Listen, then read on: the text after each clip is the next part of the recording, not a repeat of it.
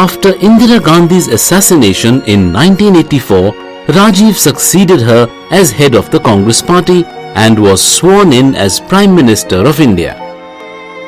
Rajiv was keen on preparing India for the 21st century. He wanted to increase Indian investments in modern technology as quickly as possible. His vision of India was that of a country armed with high technology. He started several revolutions in the country, telecom revolution being the most famous one. But his policies did little to eradicate poverty and the vast inequities of power and wealth which are to be found in Indian society. He committed the Indian Peacekeeping Force or IPKF to Sri Lanka in an endeavour to help the Sri Lankan government there to eradicate militants demanding a separate Tamil homeland. This upset the Tamil terrorist groups, especially the LTTE. The LTTE terrorists killed Rajiv Gandhi later because of their grievances against him.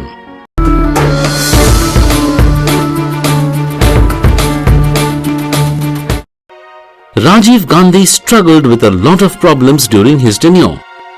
Corruption had trickled in almost all spheres of the society. There were a lot of conflicts based on religious issues. Shah Bano case upset the Muslim community. In this case, a divorced Muslim woman was granted the right to take maintenance from her husband by the court. While progressive-minded Muslims welcomed the decision, the rest thought that the government was trying to interfere with their religion. So, the government had to take back its decision and enacted a new law in 1986 in which a husband had to pay maintenance to his wife just for 3 months after the divorce. Hindus had also started a demand of building a Ram temple in Ayodhya and demolishing the Babri Masjid.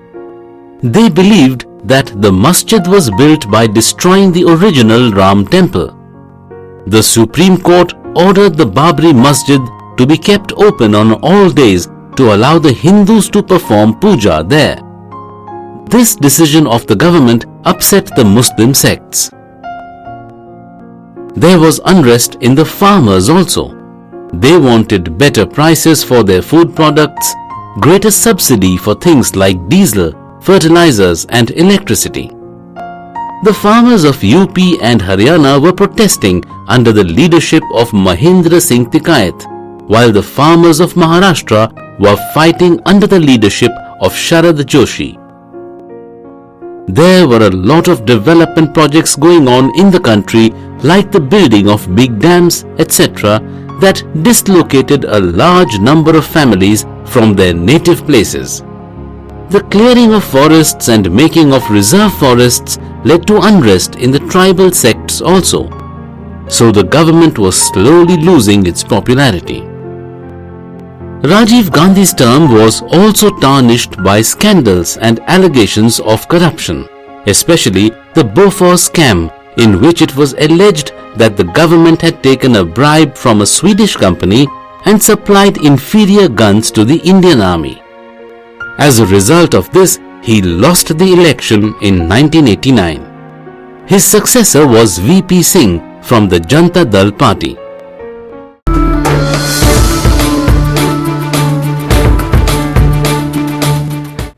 Children, the days of sole reign of Congress in the country were over. There were so many regional and state parties to compete with it now. However, no party ever got the majority to make its own government. A number of national and regional parties had to come together to make the government. This coalition government comprised of representatives of almost all sects of people and widespread range of ideologies. It was more sensitive to multiple viewpoints in politics and policy matters. But there were many flip sides to the coalition government also. Such a government was never stable. It could never complete its full term. It was not easy to implement the policies easily, as bringing all people having different schools of thought was a tough job. If displeased, the allies quickly withdrew their support, making the government fall flat on its face. However, some coalitions like the BJP-led National Democratic Front and the Congress-led United Progressive Alliance did complete their full terms.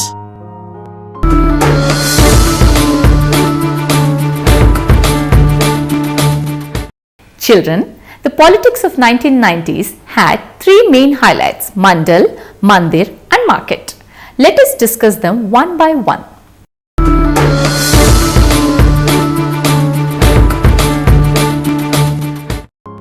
The Mandal Commission was established in India in 1979 by the Janata Party government under Prime Minister Morarji Desai with a mandate to identify the socially or educationally backward.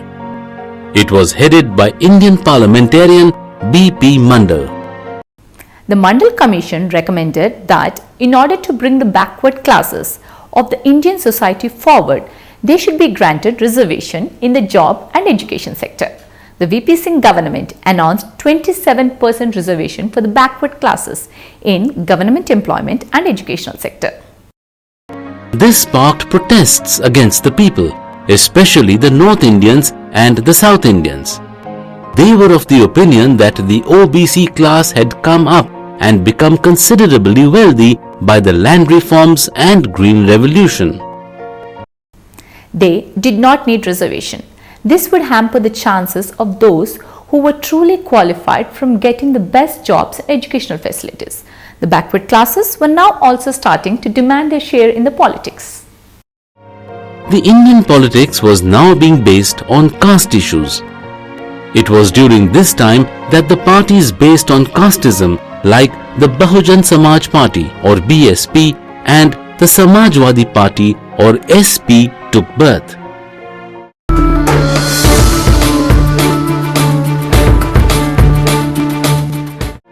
Bharatiya Janata Party is the political party that one regards as the custodian or guardian of the Hindu values and culture. In 1989, the BJP had won only 2 seats, but when it gave a religious color to its agenda by putting forward the demand of making Ram Mandir in Ayodhya, it started getting a lot more popular. In 1990, when the BJP leader L.K. Advani was arrested on way to Ayodhya while Rath Yatra, BJP withdrew its support from the VP Singh government. Fresh elections had to be called. Rajiv Gandhi was killed while campaigning for these elections. His killing helped the Congress win because of the sympathy wave in the favor of his family. Though the BJP could not win, but the number of its seats had gone up to 120 in the Lok Sabha elections of 1992. In 1991, when the VP Singh government fell, India was facing a serious economic crisis. The reserve of its foreign exchange had totally depleted. It had to take loans from somewhere so as not to become a defaulter in payment to the foreign countries. In 1992, when the Congress-led government under the leadership of P.V. Narasimha Rao came into power, they took loans from the International Monetary Fund to pay back their dues. But this money from IMF came with certain very strict conditions. 1. Reduction of government expenditure including cuts in subsidy given to the farmers, reduction of expenditure on providing public and health services. 2. Reducing restrictions and taxes on import of foreign goods. 3. Reducing restrictions on foreign investments in India. 4. Privatization of sectors like telephone, banking, airlines, etc. These measures forced the Indian business to compete with the global manufacturers. Many factories were shut down due to the arrival of cheap foreign goods. Privatization of public amenities like education, health and transport forced the common people to pay more for these services. The cuts in subsidies made the life of the common man a lot difficult. Children, this was the story of India from 1977 to 2000. India has stood the test of time over 60 years and has built a stable economy and a deep-rooted democratic politics today. We hope and wish that it continues on the path of progress unhindered forever. Jai Hind.